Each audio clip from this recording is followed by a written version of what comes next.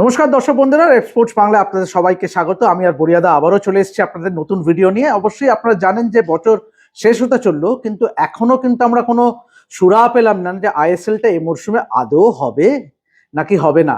কেন সেই সব প্রশ্ন নিয়ে আমরা এখন কিন্তু ফুটবল প্রেমীরা কিন্তু অধীর আগ্রহে আছি। যে অবশ্যই আজকে আপনারা জানেন যে গতকালও একটা ক্লাবেরা নিজেদের মধ্যে একটা বৈঠক করেছিলেন বাজেট নিয়ে, আজকেও সেই বৈঠক চলছে। কিন্তু তারও আগে যেটা এই মুহূর্তে একটা দুশ্চিন্তার খবর যেটা উঠে আসছে, সেটা হলো কেরালা ব্লাস্টার্স ঘিরে, এবং সেই সব নিয়ে আমরা বিশদে কথা বলবো বরিয়াদার সঙ্গে। বরিয়াদা, কেরালা ব্লাস্টার্স নিয়ে নতুন কি আপডেট আছে? দেখো, আমি এটা বলে দিই, পরশু দিনকে all of a sudden I got a call. আমি নামটা বলতে পারবো না, from a senior management of Kerala Blasters, and তিনি আমার সাথে কথা বলতে চাইছিলেন। রাহুল, আমাদের বন্ধু রাহুল গিরি, রাহুল আমার ফোন করে বললো তুমি একটু কথা বলবে। সো আই সেড হ্যাঁ, নিশ্চয়ই। সো উনি আমার ফোন করে বললেন, দেখুন আপনার সাথে আমি একটু কথা বলতে চাইছিলাম। আমি বলুন। তো উনি বললেন, দেখুন আমরা সবাই চাই এই মরশুমে যে লিগটা হোক, আমরা সবাই চাই ফুটবল হোক, আমরা সবাই চাই খেলতে, কিন্তু আমাদের দিকটা একটু বিবেচনা করা দরকার। আমরা প্রত্যেক মরশুমে কেরালা ব্লাস্টার্স 5 থেকে 7 কোটি টাকার টিকিট বিক্রি করে, যে আমাদের মাঠে ভর্তি হয়ে যায়। কেরালাতে ফুটবল ফ্যান তো অসংখ্য আছে। আমরা প্রত্যেক মরশুমে 15 থেকে 17 কোটি টাকার স্পন্সরশিপ পাই। তাহলে কত হলো? 17 আর 5-7, যাই হোক 22-23 কোটি টাকা। 22-23 কোটি টাকা। আর সেন্ট্রাল পুল থেকে আরো যে টাকাটা মিলিয়ে 40 কোটি টাকা। যে আমরা 40 কোটি টাকা নেট আমাদের একটা আছে রোজগার। এবার আপনি যদি বলেন যে আমরা 2 মাসের একটা ট্রাঙ্কেটেড লিগ হবে গোয়া আর বাংলায়, তাহলে আমাদের 5 কোটি থেকে 7 কোটি টিকিট রেভিনিউ গন। আমাদের 15 কোটি টাকা থেকে 17 কোটি টাকার যে স্পন্সরটা, সেইটা কমে ম্যাক্সিমাম 5 কোটিতে দাঁড়াবে। সেন্ট্রাল পুল তো ছেড়েই দিই। তাহলে আমরা যে খরচগুলো করব সেগুলো ধরে নিয়ে আমাদের কিন্তু 40 কোটি টাকা লোকসান। এবার 40 কোটি টাকা যদি এক বছরের 2 মাসের একটা ট্রাঙ্কেটেড লিগে লোকসান হয়, আমাদের ওনারশিপ ইজ এক্সট্রিমলি কনসার্ন আমরা কি করে ম্যানেজ করব। আমি শুনে স্তম্ভিত হয়ে গেছি। সো উনি আমাকে বললেন যে দেখুন, আমি বললাম আপনার নাম বলবো?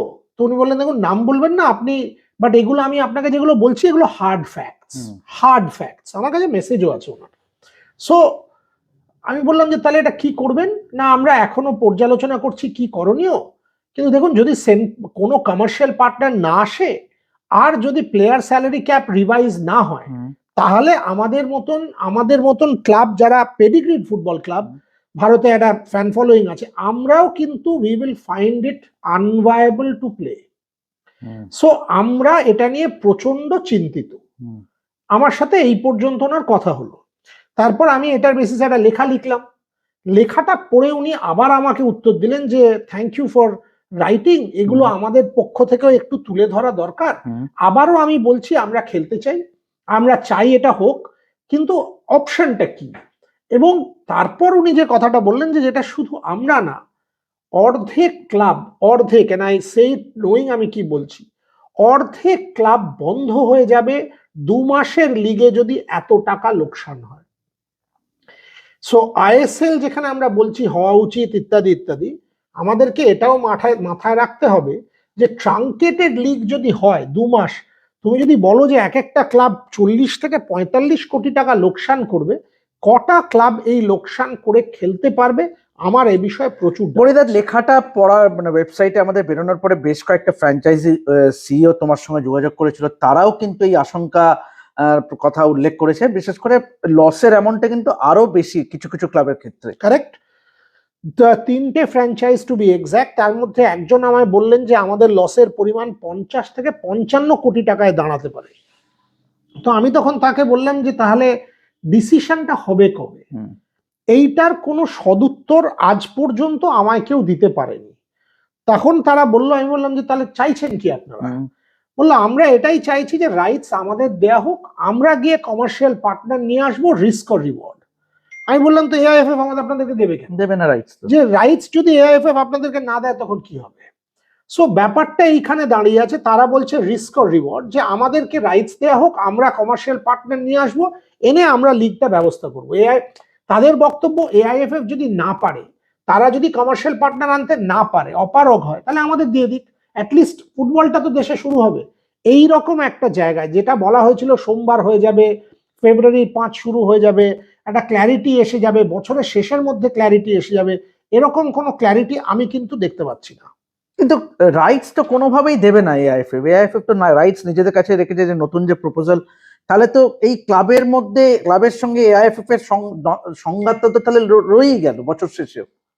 মেটার কোনো চান্স আমি তো দেখিনি। মানে দেখো, আবারও বলছি, যদি আজকে এআইএফএফ রাইটস রেখে দেয় যেটা তারা রাখতে চায়, তাহলে কমার্শিয়াল পার্টনার আনার রেসপন্সিবিলিটিটাও তাদেরকে নিতে হবে।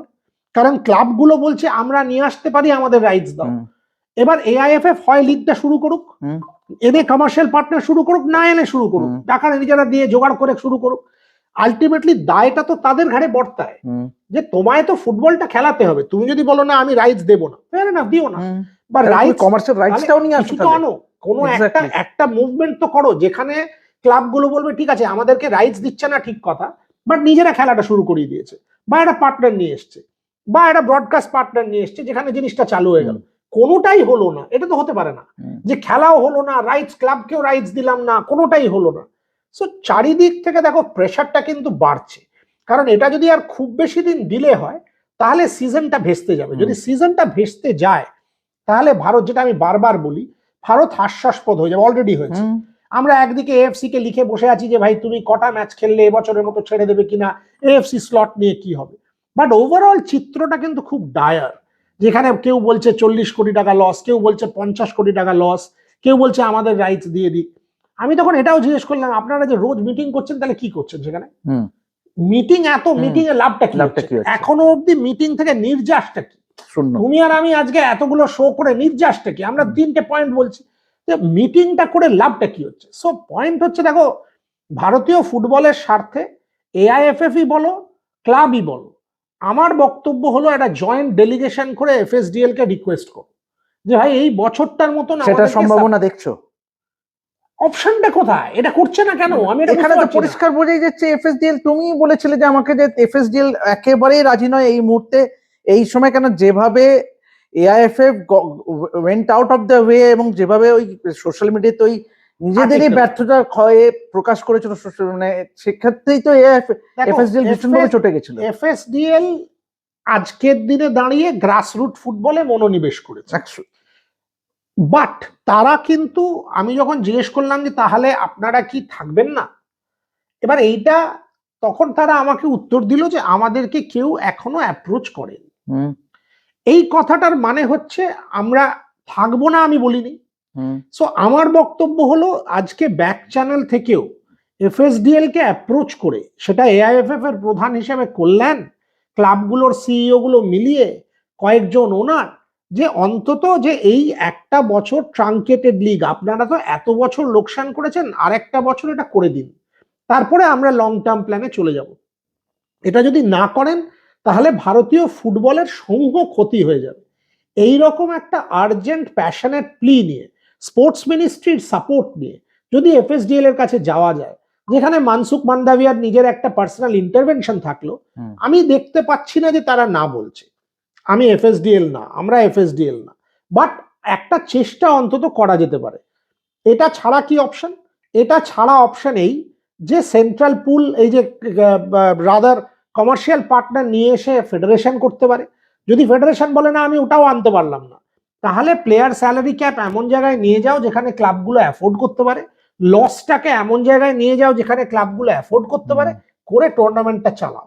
সেটা যদি আই লিগের মতন হয়ে যায়, গ্লিটস এন্ড গ্ল্যামার না থাকে তো তাই হোক না, বাট খেলাটা করো। মানে তুমি বলতে চাইছো যে যে ধরো বাজেট নিয়ে যে ক্লাবগুলো বসেছে গতকাল এবং আজকে, যতটা কম বাজেট করা যায়, কিন্তু তাতে তো তোমার মানে আমরা যে ঝাঁ চকচকে পরিবেশন দেখতাম সেটা তো প্রশ্নই নেই। এখনই আমি তোমায় বলছি ওটা হবে না। তুমি যদি আজকে আমায় জিজ্ঞেস করো ইয়ার এন্ডে যে আইএসএল এ যেভাবে তুমি দেখো 22টা camera 25টা camera glitz Glamour football নিয়ে যাচ্ছে, স্পন্সর এসে গেল, হবে না, হবে না। যেভাবে তুমি, তাহলে একটা জিনিস তোমাকে থামাচ্ছি, যে যদি ব্রডকাস্ট না হয়, ব্রডকাস্ট বা ওই রকম ভাবে যদি না হয়, তাহলে এই যে ক্লাবগুলোর যে নিজস্ব যে স্পন্সর, তারা তো সেই রকম মাইলেজও পাবে না। যেরকম ধরো আজকে ভারতীয় ফুটবলেরও তো খেলা ব্রডকাস্ট হয়, কাফা কাপেরও তুমি ব্রডকাস্ট কয়েকটা ওটিটি প্ল্যাটফর্মে দেখেছো।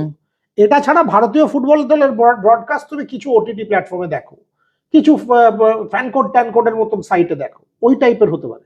কিন্তু তাতে করে সেই ভিজিবিলিটি পাবে কি স্পন্সররা? 2 মাসের লিগে এমনিতেও পাবে না। আজকে যে লিগটা 7 মাস চলে, সেপ্টেম্বর থেকে 8 এপ্রিল এন্ড, 8 মাসের লিগ, সেই লিগটা 2 মাসে নেমে যাচ্ছে। 3 স্বাভাবিক তো, স্বাভাবিক। 3 ফেব্রুয়ারি মার্চ এপ্রিল। সো 3 মাসে তুমি তার মধ্যে 1 মাস ওভারল্যাপ উইথ আইপিএল, 1 মাস ওভারল্যাপ উইথ টি20 world cup on home soil in cricket. Right. কে তোমার লিগটা সাপোর্ট করবে বলো তো? আজকে তুমি ফেব্রুয়ারি মাসে বলছো আমি শুরু করব, সেখানে তোমার দেশে ওয়ার্ল্ড টি20 ক্রিকেট আছে, মার্চ আর এপ্রিলে আইপিএল আছে। তোমার সেপ্টেম্বর থেকে প্রত্যেক বছর হলে কেন সুবিধা হয়? ওই সময় কোনো ক্রিকেট থাকে না, কোনো বড় টুর্নামেন্ট থাকে না, অক্টোবর নভেম্বর ক্লিয়ার থাকে। সো তোমার এইবারে এই ফেব্রুয়ারি মার্চ এপ্রিলে যখন হবে, কোন স্পন্সর ওই 3 মাসে 8 মাসের মাইলেজ তুলতে পারবে? যে কারণে তোমাকে খুব ছোটভাবে জিনিসটাকে ট্রাঙ্কেটেড ভাবে করতে হবে।